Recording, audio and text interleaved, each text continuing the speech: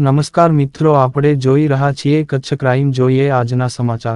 રાજકોટ આગ દુર્ઘટનામાં મરણ જનારાઓની આત્માની શાંતિ માટે મુન્દ્રા રાષ્ટ્રીય માનવ અધિકાર સુધાર સંગઠન દ્વારા શ્રદ્ધાંજલિ પાઠવવામાં આવી. રાજકોટમાં ટીઆરપી ગેમ ઝોનમાં બનેલ આગની ભયાનક ગંભીર દુર્ઘટનામાં 33 જેટલા લોકો, જેમાં નાના બાળકો, નવયુવાનો, સ્ટાફના લોકો મૃત્યુ પામ્યા હતા.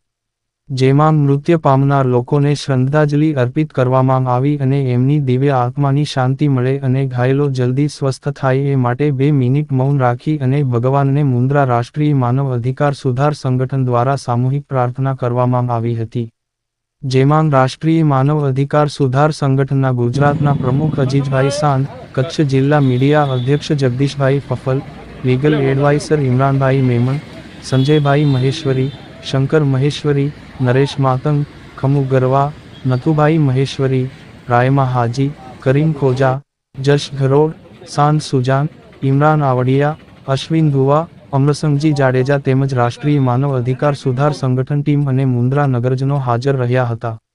સ્ટોરી બાય જગદીશ ફફલ, મુન્દ્રા, કચ્છ ક્રાઇમ.